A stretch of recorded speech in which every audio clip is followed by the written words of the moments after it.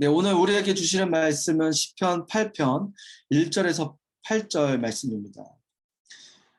시편 8편 1절에서 8절 말씀인데요. 제가 다 읽겠지만 여러분들 또 짝수 구절에 여러분들 함께 교독해 주시면 감사하겠습니다. 여호와 우리 주여, 주의 이름이 온 땅에 어찌 그리 장엄한지요. 주께서 그 영광을 하늘 위에 두셨습니다. 어린아이들과 젖먹이들의 입으로 찬양하게 하셨으니 주께서 대적들과 원수들과 보복하는 사람들을 잠잠하게 하시려는 것입니다. 주의 손가락으로 만드신 주의 하늘과 주께서 달아놓으신 달과 별들을 생각해 봅니다. 사람이 무엇이기에 주께서 이렇게 마음을 쓰시며 사람이 과연 무엇이기에 이토록 돌봐주십니까? 주께서 사람을 하늘에 있는 존재보다 조금 못하게 만드시고 영광과 존귀함을 관을 씌우셨습니다. 또 주의 손으로 만드신 것을 사람이 다스리게 하시고 모든 것을 사람의 발 아래에 두셨습니다. 곧 모든 양들, 소들, 들짐승들, 공중의 새들, 바다의 물고기들, 바닷길 헤엄쳐 다니는 모든 것들을 다스리게 하신 것입니다. 아멘. 네, 이 시간 우리 또 오늘의 교육자 중에 가장 선한 웃음을 가지고 계신 우리 전소리 전도사님께서 나오셔서 찬미 예수라는 제목을 가지고 저희에게 말씀을 전해 주시도록 하겠습니다. 우리 전소리 전도사님을 박수로 모시도록 하겠습니다. 네, 여러분 만나서 뵙게 돼서 반갑습니다. 제가 잠깐 기도하고 시작하도록 하겠습니다. 사랑해 주님 감사합니다.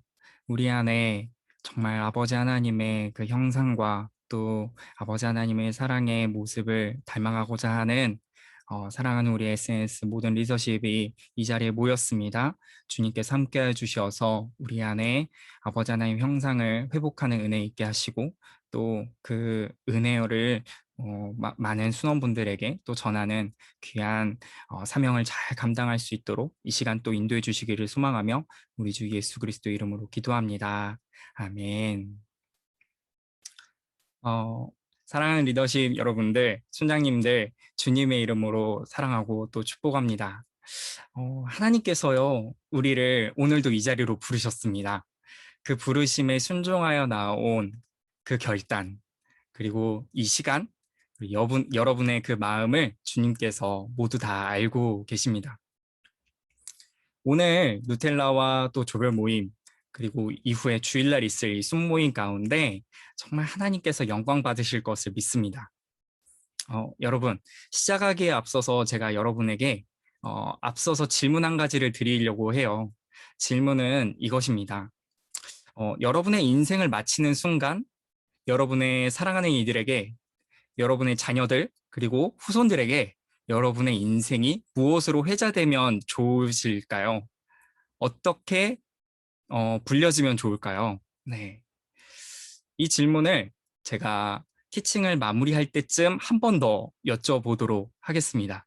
여러분들의 생각 가운데 한번 고민해 보시는 귀한 시간이 되었으면 좋겠습니다. 저희가 6월을 시작하면서 지금 시편을 묵상하고 있습니다. 시편의 대부분의 분량은 이 시들로 이루어져 있죠. 거의 다. 그리고 또 하나님을 대상으로 하는 기도가 담겨져 있습니다. 히브리어로 이 책을 테힐라, 우리말로 직역하면 찬송 모음집이라고 볼 수 있습니다. 제가 여러분의 그 오래된 기억 속의 추억으로 간직하고 계실 만한 책 하나를 이 시간 꺼내볼까 합니다. 아주 쾌쾌 묵은 그런 책일 수 있어요. 네. 어떤 책이냐? 바로 이 책입니다. 네. 찬미 예수라는 찬양집인데요. 여러분 기억나시나요? 저도 유년 시절에 어머니와 교회 예배당에서 이 책을 펼쳐놓고 함께 찬양을 배우고 익혔던 것이 생각이 납니다. 아마 저와 동년배시거나 또 윗세대이신 분들, 우리 리더십 분들, 순장님들은 교회에서 오랫동안 이제 출석하셨던 분들께서는 이 책을 보시고 지금 방금 아마 추억 소환을 하셨을 것 같습니다. 네. 깨묵은 그 이름의 책 지금 떠오르고 계신가요? 네. 기억 안 나시는 척 하시면 안 돼요. 네. 자, 지금은 이 찬미 예수를 잘 찾아보기가 쉽지 않은 것 같습니다. 네. 그래서 지금 이 찬미 예수 말고 또 이제 많은 찬양집들이 있는데 이제 시와 찬미 시리즈라는 또 찬양집도 있는데 여러분들 기억나시나요? 요즘도 두란노 서점에 가면 빛이 되어져 있는 걸 종종 보게 됩니다. 찬미예수 그 다음에 붙는 숫자가 있는데요. 여기 화면에도 나왔었지만 500이라는 숫자 그리고 2000이라는 숫자가 있는데 이것이 의미하는 게 어떤 것인지 아신가요? 이 찬양집에 수록된 곡의 개수를 대략적으로 이제 표시한 거라고 할 수 있습니다. 점점 많은 찬양들이 그리고 작사 작곡이 되어지면서 이 찬양집도 업데이트 된 것이죠. 오늘 본문의 이 시편 8편은요. 다윗의 시로 표제가 달려져 있습니다. 이렇게 다윗의 또는 다윗에 의한 그리고 다윗의 전통에서 그 여호와의 종 다윗의 시라는 그 이름이 붙어져 있는 시들을 총 합치면 73편이 된다고 합니다. 시편을 전체적으로 이제 장수를 살펴보면 150편인데 그거의 거의 50% 가까이를 이 다윗의 시가 차지하고 있는 거예요. 다윗은요, 음악가였다는 전통이 이 아주 전승으로 이제 전해지고 있습니다. 히브리 성경의 역사적 예언적 전승에 잘 확립된 전통이라고 생각할 수 있습니다. 또한 이 다윗이 공식적인 예배에 사용된 노래를 본인이 직접 만들기도 했고요. 그래서 이 다윗의 시에는 이 다윗 스스로가 아주 중요한 역할을 했다는 견해를 많은 학자들이 지지합니다. 또한 다윗이 공식적인 이 예배에서 사용된 노래를 이제 만드는데 그치지 않고 또 이 다윗 스스로가 사용을 했죠. 다윗 이외에도 많은 인물들이 이 시편의 표제에 나옵니다. 다윗 외에도 모세, 솔로몬, 아삽, 헤만, 그리고 여두둔 이런 많은 인물들이 시편의 저자로 등장을 하는데요. 그 중에서도 다윗의 시가 독보적으로 많죠. 네, 73편이라는 분량이 그의 인생을 대변하는 듯 합니다. 우리가 알고 있듯이 다윗은요, 양치기 청년일 때에도 하프를 치면서 양을 돌보았죠. 그러면서 하나님을 찬양을 했어요. 다윗이 골리앗과의 1대1 대결 가운데에서도 그가 고백했던 것이 있습니다. 골리앗을 향해서 너는 칼과 단창으로 나오지만 나는 만군의 하나님 여호와의 이름으로 너에게 나아간다라고 말했죠. 바로 이 전투 자체도 대결 자체도 바로 찬양의 고백이었다. 그의 인생이 찬양의 인생이었다라고 해도 과언이 아닐 것입니다. 자, 그의 인생 속에서 그는 기쁜 일만 있었던 건 아니에요. 슬플 때도 있었죠. 범죄했을 때도 있었고요. 그리고 위협을 느낄 때도 있었고 생사를 오갈 때도 있었단 말이죠. 그런데 어떤 순간에 있던지 간에 그는 하나님을 찬양하는 것을 멈추지 않았습니다. 무엇보다도 예배할 때 그는 자신의 모든 것을 던져서 하나님을 찬양했습니다. 오늘 본문의 시에서도 다윗과 그 후손들이 예배할 때 절기 예배를 드릴 때마다 드려졌던 찬양으로 알려져 있는데요. 이제 우리가 그 말씀 속으로 들어가 보도록 하겠습니다. 본문 말씀은요, 한 찬양으로 우리에게 너무나 익숙한 말씀입니다. 바로 시편 8편, 여호와 우리 주여. 이 찬양 아실 거예요.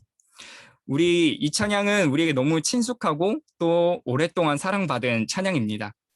그 찬양의 원조인 이 시편 8편 속으로 들어가 보면요. 시편 8편 1절 말씀을 우리 또 순양의 한 분께서 읽어주셨으면 좋겠습니다. 우리 리조이스의 유영은 순장님께서 한번 읽어봐 주셨으면 좋겠는데요. 네. 여호와 우리 주여, 주의 이름이 온 땅에 어찌 그리 장엄한지요. 주께서 그 영광을 하늘 위에 두셨습니다. 아멘. 감사합니다. 이 1절의 고백을 묵상해 보면 다윗은 가장 힘있게 찬양하는 것으로 이제 느껴집니다. 온 힘을 다해서 찬양하는 게 느껴집니다.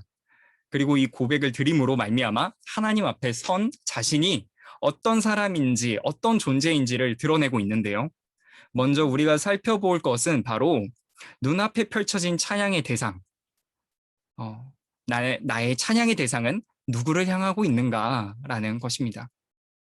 시편 기자인 다윗은요, 시편 8편에서 시작하는 부분에 그가 찬양하는 대상에 대해 그가 표현할 수 있는 가장 좋은 형용사를 붙여서 이렇게 말을 했습니다. 다윗은 언제나 하나님을 높이기 위한 고민을 하면서 살아왔던 사람인 것 같아요. 그 시간을 그렇게 아까워하지 않았던 것 같습니다. 그의 표현은 정말 간결하지만 또 그 찬양의 대상을 상상하게 만드는 시적 표현을 사용하고 있는데요. 어떤 표현일까요? 네, 바로 주의 이름이 온 땅에 어찌 장엄한지요 라는 고백입니다. 장엄하다라고 우리말 성경에서 번역되어 있죠. 우리가 알고 있는 개역개정의 표현은요, 이렇게 말하고 있습니다. 어찌 그리 아름다운지요. 예. 히브리 원문에 보면은 아디르라고 아주 귀한, 매우 큰, 존귀한, 장엄한, 아름다움으로 다양하게 해석이 됩니다. 우리 주님은 아름답고 매우 크십니다. 존귀하신 분이시고 장엄하고 위대하신 분이심을 우리 믿음의 조상인 다윗이 이렇게 고백했습니다. 다윗은요, 그냥 좋다는 단어들을 그냥 아무렇게나 막 조합해서 하나님을 찬양한 것이 아니었어요. 정말 하나님을 잘 표현할 수 있는 것을 고르고 골랐던 것이죠.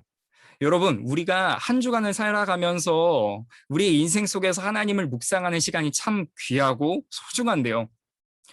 그 시간이 우리를 하나님께 온전히 드리고 있는지 우리 스스로 질문을 해봐야 될 것 같습니다.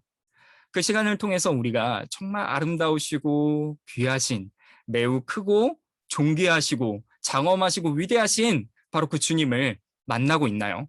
우리가 발견하고 있나요?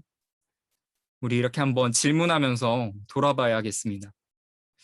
현대 시대가 요구하는 그것을 발맞춰 살아가다 보면은 정작 우리를 창조하신 그 온 땅의 주인 되시며 무엇보다도 우리의 인생의 영혼의 주인이신 바로 그 주님을 알아가고 묵상하는 데에 온전한 시간, 또 나의 생각이나 나의 마음, 나의 모든 것을 드리는 것은 오늘 제가 여러분들의 이 기억 속에서 오랫동안 캐캐 묵어져 있었던 이 찬미예수 찬양집을 꺼내는 것만큼 어쩌면 힘든 일이 되어버렸을 수도 있습니다. 그렇게 어디 있는지도 알 수 없이 먼지 가운데 뒤덮인 추억으로 버려져 있는 것은 아닌지. 네. 저와 여러분의 인생을 정말 온전히 이끄시고 날마다 새로운 노래로 그 자리에 있는 것 같고 새 노래로 가득하게 하실 분, 그분이 누구실까요? 우주 만물, 주님께서 지으신 그 피조물들이 늘 언제나 그 자리에 있는 것 같고 또 변화하는 것 같지 않지만 그 피조물들조차도 자신이 할 수 있는 자신의 모습을 통해 바로 하나님을 높이고 영광 돌리고 있습니다. 여호와 하나님의 이름을 그 크심을, 아름다우심을, 존귀하심을, 장엄하심을, 그리고 위대하심을 드러내기를 힘쓰고 있는데요. 우리는 나의 모습, 그리고 나의 직업, 또는 나의 어떠함에 초점이 맞추어져 있어서 그것으로 말미암아 내가 하나님을 높이고 있다라고 착각하는 것일 수도 있죠. 사실 나의 힘으로, 나의 능력으로 내가 할 수 있는 세상으로부터 획득한 그 무엇으로 하나님을 온전히 드린다, 하나님께 그 모든 것을 온전히 드린다 할지라도 그 자체가 하나님을 높이는 것은 되지 않을 것입니다. 다윗이 당대 만국의 부러움을 사는 한 국가의 왕이었지만 하나님 앞에서는 그저 그냥 한 인간의 진실한 고백을 드리는 그런 사람이었거든요. 온전히 자신을 내어드리는 찬양의 삶을 살았습니다. 나에게 초점이 맞춰진 인생이라면 나를 향한 그런 어떤 시야만을 확보한 채 살아가는 인생이 될 수밖에 없습니다. 이제 우리는 인생을 바라보는 관점이 달라져야겠습니다. 지금까지 나를 높이기 위해 했던 그 모든 노력들, 그것을 이루려고만 애썼다라면 이제는 하나님을 높이고 하나님을 찬양하는 인생으로 우리의 관점을 전환하는 그런 변화가 우리 안에 나타나야겠습니다. 그렇게 찬양의 대상을 하나님으로 기억하고 그분을 온전히 높이길 힘써야 합니다. 그렇게 찬양의 대상을 하나님으로 기억해야 하고 또 나의 모든 행동이나 모든 열매가 찬양으로서 치열하게 열매 맺혀질 수 있도록 우리가 삶을 살아내야 되는 것이죠. 살아가는 인생이 바로 그렇게 살아가는 인생들이 바로 우리의 인생이 되기를 주님의 이름으로 간절히 소망합니다. 다음으로 넘어가기 전에 제가 또 질문 한 가지를 드리려고 하는데요. 바로 이것입니다. 영적 공격과 침체 속에서 나의 시선은 어디를 향하나요? 내가 보고 있는 것이 나를 영적 침체에서 벗어나게 했나요? 아니면 더 깊은 침체로 빠져들게 했나요? 라는 질문입니다. 이 질문을 가지고 가시면서 이 티칭을 들으셨으면 좋겠습니다. 이어서 우리가 함께 2절부터 4절 말씀을 볼 텐데요. 2절부터 4절까지의 말씀은 우리 X그룹의 이호정 순장님께서 한번 읽어주시겠습니다. 어린아이들과 젖먹이들의 입으로 찬양하게 하셨으니 주께서 대적들과 원수들과 보복하는 사람들을 잠잠하게 하시려는 것입니다. 주의 손가락으로 만드신 주의 하늘과 주께서 달아놓으신 달과 별들을 생각해 봅니다. 사람이 무엇이기에 주께서 이렇게 마음을 쓰시며 인자가 과연 무엇이기에 이토록 돌봐주십니까? 아멘, 감사합니다. 두 번째로 2절부터 4절까지의 말씀에서는 바로 찬양의 힘은 대적과 원수, 보복자를 침묵하게 한다라는 것을 우리가 보게 되는데요. 다윗은요, 기쁠 때만 찬양했던 사람이 아니었습니다. 이 말씀을 묵상하면서 너무나도 이 말씀대로 살지 못했던 저를 돌아보게 됐고 또 스스로 얼마나 채찍질했는지 모릅니다.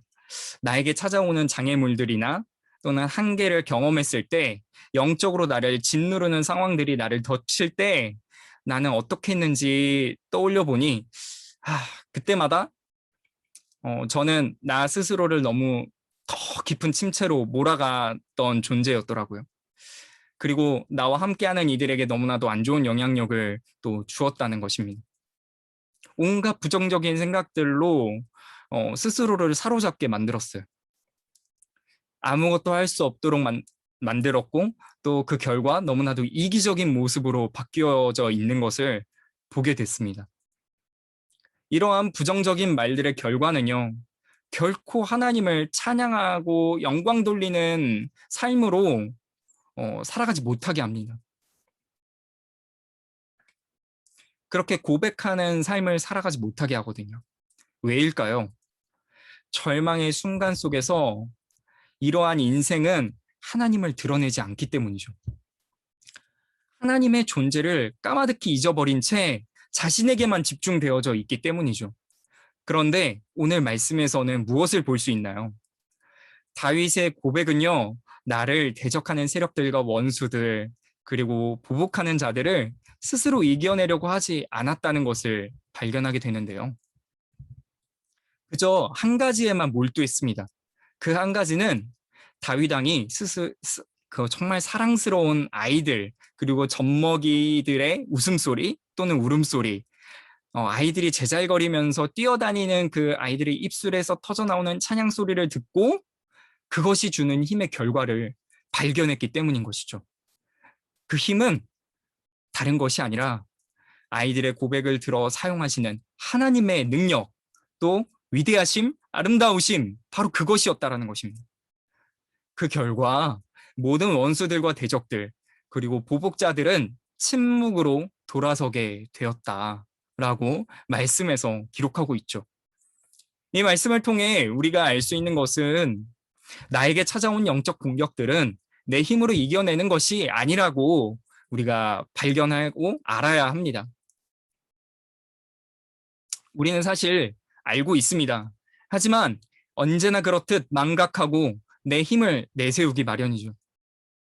그리고 여지없이 쓰러지고 넘어집니다.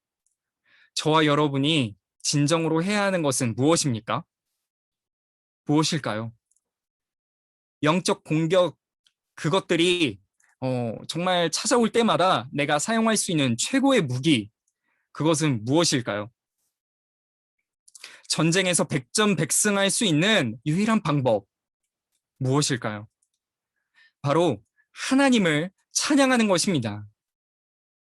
내 안에 찾아온 보복의 존재들과 또 원수들과 대적들 앞에서 나를 돌보고 계시는 하나님을 선포하는 것이죠. 그것이 우리가 전쟁에서 승리를 경험하는 놀라운 기적으로 나타날 줄 믿습니다. 다윗에 이어지는 고백에서는요, 승리에 취해 있지 않습니다. 그는 여전히 자신의 지위나 성공에 취해 있지 않고요. 밤하늘의 달과 별을 바라보면서 여전히 자신의 한없이 작은 그 모습을 발견하는 거예요.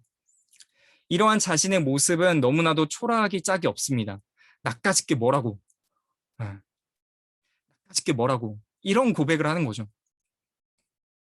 하지만 그가 그렇게 고백을 그치지 않고 계속해서 이렇게 말하는 거예요. 사람이 무엇이기에 주께서 이렇게 마음을 쓰십니까? 도대체 제가 뭐라고 돌보아 주십니까? 이렇게 말합니다.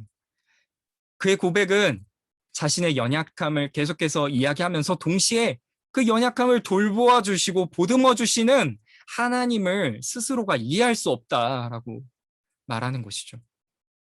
아버지의 사랑이 너무 바보 같은 사랑이다. 왜 이렇게 비효율적이고 낭비하는 사랑을 하십니까? 라고 스스로 고백을 합니다. 이러한 고백 다음에 이어지는 반전의 고백이 있는데요. 함께 5절부터 또 8절까지의 말씀을 볼 텐데 이번에는 우리 노인그룹의 김동현 순장님께서 읽어주시겠습니다. 주께서 사람을 하늘에 있는 존재보다 조금 못하게 만드시고 영광과 존귀함의 관을 씌우셨습니다. 또 주의 손으로 만드신 것을 사람이 다스리게 하시고 모든 것을 사람의 발 아래 두셨습니다. 곧 모든 양들, 소들, 들짐승들, 공중의 새들, 바다의 물고기들, 바닷길을 헤엄쳐 다니는 모든 것들을 다스리게 하신 것입니다. 아멘. 감사합니다. 세 번째로 저희가 5절부터 8절까지의 말씀 속에서는 바로 영화와 존귀의 관을 씌워주시고 대리 통치자로 임명하시는 그런 하나님의 모습을 발견하게 되는데요. 4절에서 다윗의 스스로의 그 연약함에도 불구하고 하나님께서 돌보심의 이유를 알 수 없었는데 5절에서 바로 그 답을 우리는 발견할 수 있습니다. 여러분 창세기 1장에서 3장까지 내용을 살펴보면요. 하나님께서 천지를 창조하셨죠. 그리고 모든 피조물들을 지으신 후에 마지막으로 사람을 창조하셨습니다. 그리고 그 사람을 아담으로 부르시면서 그에게 하나님께서 지으신 세상을 다스리고 통치하라는 명령을 내리시죠. 우리 함께 또 창세기 1장 27절에서 28절의 말씀을 볼 텐데 이것은 제가 읽도록 하겠습니다. 하나님께서 사람을 그분의 형상대로 창조하시니 곧 하나님의 형상대로 사람을 창조하시되 하나님께서 그들을 남자와 여자로 창조하셨습니다. 하나님께서 그들에게 복을 주시며 그들에게 말씀하시기를 자식을 많이 낳고 번성해 땅에 가득하고 땅을 정복하라. 바다의 물고기와 공중의 새와 땅 위에 기는 모든 생물을 다스리라 하셨습니다. 아멘. 우리는 본래 하나님의 형상대로 창조되었죠. 하나님의 대리 통치자로서의 삶으로 부르심을 받은 자들입니다.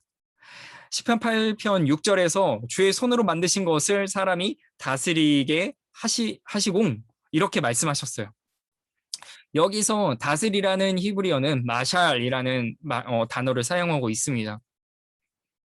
우리가 하나님으로부터 부여받은 그 다스림, 그 권한은요, 하나님에게로부터 온 권한입니다. 애초에 우리가 가지고 있는 권한이 아니었다라는 것이죠.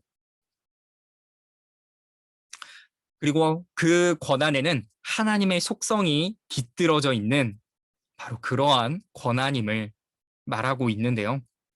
세상에서 말하는 마샬은요, 어떤 통치자를 말하나요? 요즘 우리가 보고 있는 세상은요, 그 마샬은 타인의 삶보다는 나의 부와 나의 성공이 중요한 마샬의 시대입니다. 하지만 우리가 추구하는 마샬은 어떤 것일까요? 하나님께서 말씀 속에서 보여주고 있는 이 마샬은 어떤 모습일까요? 어떤 성품을 가지고 있을까요? 바로 연약한 우리를 생각하시고 또 마음을 쓰시는 성품, 그리고 우리를 돌보시는 성품이라는 것을 우리는 알 수 있습니다. 그러면 아담 때에 아담이 타락하기 전에 정말 그렇게 통치했던 그 마샬을 회복하기 위해서는 우리는 어떻게 해야 될까요? 어떻게 해야 그 온전한 마샬을 회복할 수 있을까요? 히브리서 2장에서 우리 주님은 이 만유의 상속자로 표현되십니다. 만유의 상속자는 무슨 뜻일까요? 바로 이 우주 만물과 모든 피조물을 상속받은 창조주의 아들이심을 말하고 있습니다. 우리 예수님은요, 신약 시대의 두 번째 아담으로 불리시기도 합니다. 첫째 아담은요, 창세기에서 죄로 넘어졌기 때문에 구원해야 하는 사명을 가지고 예수님께서 이 땅 가운데 오셨습니다. 인류를 구원하시기 위해서 이 땅 가운데 오셨죠. 그렇기에 바로 예수님은요, 다시금 그 온전한 마샬을 회복하실 수 있는 유일한 분이신 것입니다. 우리가 그 은혜로 말미암아 구원을 받았죠. 우리가 어떠하기에 구원이 주어진 것이 아님을 우리는 알고 있습니다. 히브리서 2장 5절부터 그 10절의 내용을 살펴보면요, 그 내용이 오늘 본문인 시편 8편과 아주 유사하다는 것을 알 수 있습니다. 근데 그 중에서 저희가 함께 히브리서 2장 9절에서 10절 말씀을 볼 텐데요.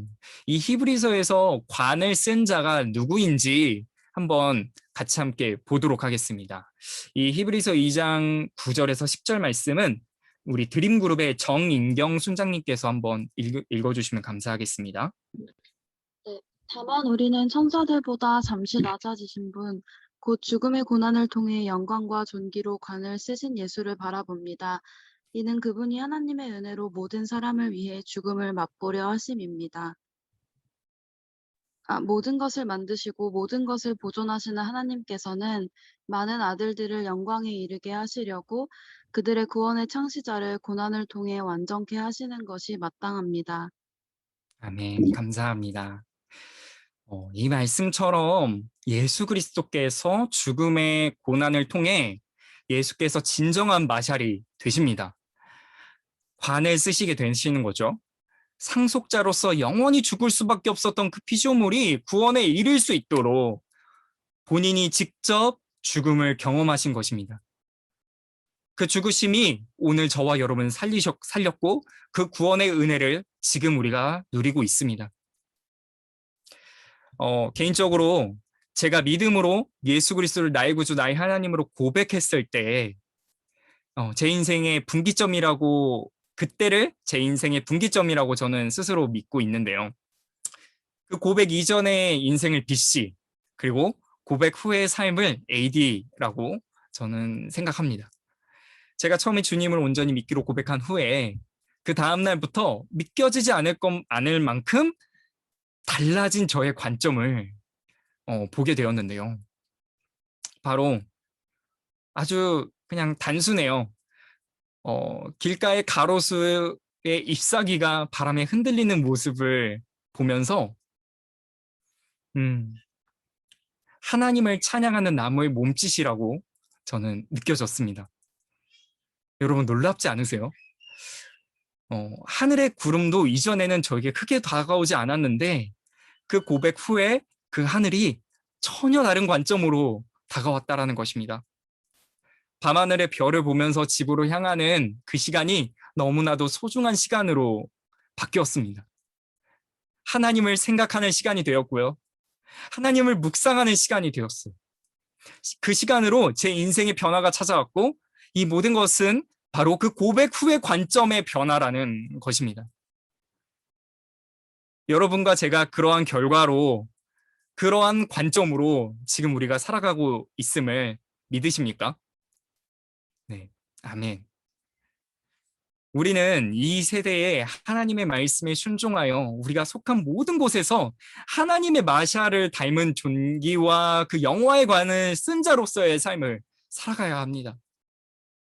오늘 말씀에서 우리에게 이렇게 가르쳐주고 계세요. 그러한 삶을 살기 위해서는 이 존귀와 영화의 관이 누구로부터 오는 것인지 우리가 잊어서는 안 되겠죠. 저와 여러분이 이 예수 그리스도의 십자가의 보혈의 은혜와 그 사랑을 노래하는 것, 그리고 그분으로 말미암아 살아가는 매일의 삶이 바로 찬미 예수, 그러한 삶이 되는 것임을 우리가 잊지 않고 그것을 소망하며 계속해서 이 인생을 살아갔으면 좋겠습니다. 이제 그 마지막으로 또 질문을 드리려고 하는데요. 바로 이것입니다. 지금까지의 나의 모습은 어떤 성품을 드러냈나요? 하나님의 성품으로서의 마샤를 회복하기 위해서 내가 해야 할 일은 무엇인가요? 라는 질문입니다. 이 티칭을 통해서 여러분들이 이전에 하지 않으셨던 고민이라면 정말 새롭게 고민하는 시간이 되셨으면 좋겠고 이 마샤를 회복하기 위해서 처절하게 우리가 하나님 앞에 엎드려져야겠습니다. 사랑하는 여러분, 하나님께서는요, 우리의 전 인생을 통해 찬양받으시길 원하십니다.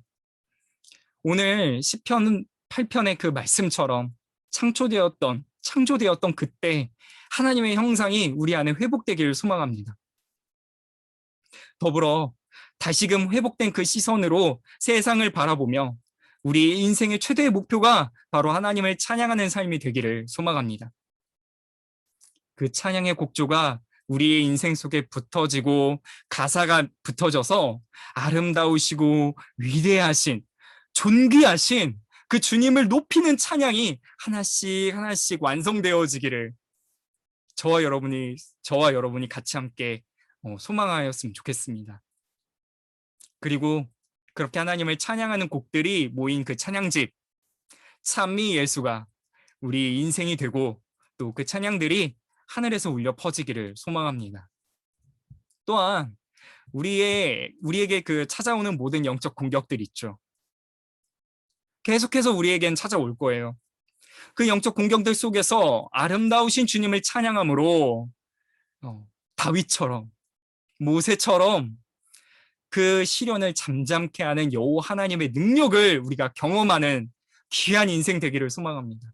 그 능력을 누리며 승리하는 삶이 되기를 소망합니다. 끝으로 나의 어떠함으로 살아가는 것이 아니라 오직 예수 그리스도의 그 구원의 은혜로 주님이 회복하신 하나님의 성품이 넘치는 마샬 그 아래에서 거하는 우리가 되면서 그것에 합당한 삶, 바로 주님이 보여주신 그 마샬로 닮아가는 온전한 성품의 사람들이 되기를 이 시간 간절히 소망했으면 좋겠습니다. 앞서 제가 서두에 드렸던 질문을 이제 다시 드려보려고 하는데요. 여러분의 인생을 마치는 그 순간 여러분의 사랑하는 이들에게, 여러분의 자녀들, 그리고 후손들에게 여러분의 인생이 무엇으로 회자되면 좋을까요? 우리 마지막으로 함께 시편 8편 9절 말씀을 함께 봉독하면서 마무리했으면 좋겠습니다. 시편 8편 9절 말씀 제가 읽어드리도록 하겠습니다. 여호와 우리 주여, 주의 이름이 온 땅에 어찌 그리 장엄한지요. 아멘. 이제 우리가 찬양 한 곡 하면서 우리 아버지 하나님 앞으로 나아갔으면 좋겠는데요. 바로 이 찬양입니다. 앞서 제가 언급드렸던 여호와 우리 주여, 우리 함께 찬양했으면 좋겠습니다.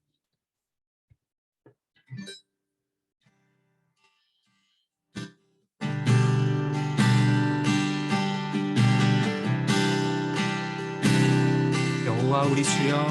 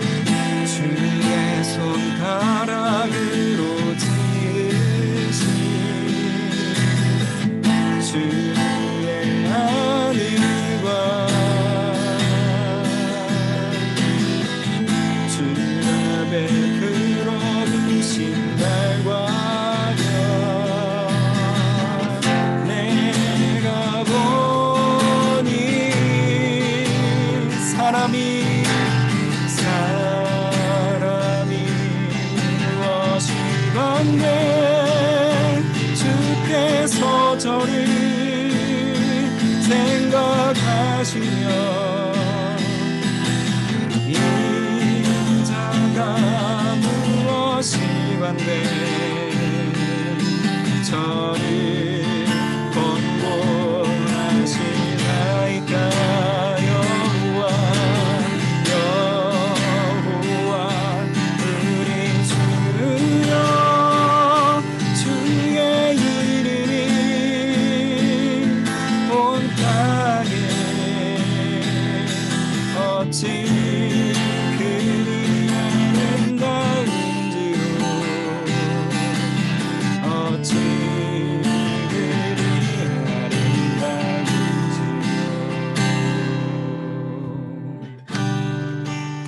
사랑하는 여러분, 이 시간 함께 기도하였으면 좋겠습니다. 기도하며 나아갈 때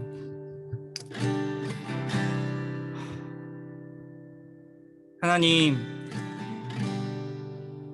내가 나 자신만을 바라보다가 하나님 찬양하기를 놓쳐버린 인생이 되어졌습니다. 내가 나의 연약함만 바라보다가 정작 하나님을 찬양할 때 그 능력이 나타나는 것을 우리는 모른 채 살아왔습니다. 주님, 이 시간 아버지 하나님을 온전히 찬양하는 우리가 되게 하여 주시옵소서.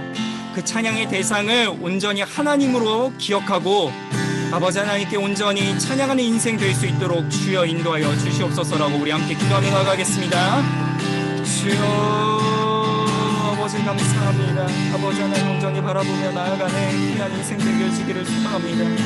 나로 향했던 그 모든 연약한 시선들, 아버지 하나님 그 모든 것들을 이 시간 온전히 내려놓기를 소망합니다. 그리하여 아버지 하나님만 온전히 바라보고 나아가는 인생, 늘 언제나 새롭게 우리의 인생을 펼쳐주고 계시는 그 아버지 하나님을 바라볼 수 있는 놀라운 인생, 신비로 정말 아버지 경험되어지는 인생 될 수 있도록 주여 아버지 하나님 함께하여 주시옵소서. 아버지 감사합니다. 주여 역사하여 주시옵소서. 주여 아버지 감사합니다. 한 번 더 기도할 때 지나간 모든 시간들 속에서의 그 희노애락, 이전에 우리는 내가 기쁠 때 나의 영광으로 생각을 했고 또는 기쁠 때만 아버지 하나님을 찬양했던 지난 날을 돌아봅니다. 또한 슬픔에 거할 때 또는 정말 고통 가운데 있을 때, 눈물 가운데 있을 때 역시 우리가 주님을 온전히 의지하지 못했던 것들을 이 시간 회개합니다. 주님, 이 시간 붙들어 주시어서 그 어떤 상황에 거할지라도 우리 인생들이 아버지 하나님을 찬양하는 인생 되게 하여 주시옵소서. 또한 예수 그리스도를 온전히 의지하여 그 구원에 이르는 그 놀라운 인생, 아버지 하나님께서 주신 그 선물을 온전히 간직하며 살아가는 인생 될 수 있도록 아버지 하나님께서 함께하여 주시옵소서라고 우리 함께 마지막으로 기도하며 나아가겠습니다. 주여 아버지 하나님 감사합니다. 주여 아버지 하나님 이 시간 아버지 하나님 우리를 통하여 아버지 하나님 찬양받으시길 원하십니다. 아버지 하나님 지나간 모든 시간들 아버지 그 속에서 우리가 찬양하지 못했던 것들을 이 시간 회개합니다. 아버지 이 시간부터 아버지 우리가 달라진 관점으로 아버지 변화된 관점으로 살아가기를 간절히 소망합니다. 주여 아버지 하나님께서 들어주시옵소서. 아버지 하나님 그리하여 그 어떤 순간에서도 내가 기쁠 때나 슬플 때나 눈물 가운데 있을 때나 아버지 하나님 그 어떤 상황 속에서도 온전히 아버지 하나님께 나의 인생을 드리고 찬양하는 인생 되어질 수 있도록 주여 아버지 하나님 인도하여 주시옵소서. 주여 아버지 감사합니다. 사랑의 주님 감사합니다. 아버지 하나님께서 우리를 통하여 놀랍게 일하실 줄 믿습니다. 주님, 진정한 찬미 예수 그리스도를 온전히 찬양하는 인생 될 수 있도록 우리를 인도하여 주시옵소서. 그리하여 아버지 하나님 우리의 미래 세대들에게 또 우리 후손들에게 우리가 온전히 예수 그리스도만을 찬양하고 높이는 인생들이었다라고 회자되는 그러한 믿음의 조상 될 수 있도록 인도하여 주시옵소서. 감사드리며 우리 주 예수 그리스도 이름으로 기도합니다. 아멘.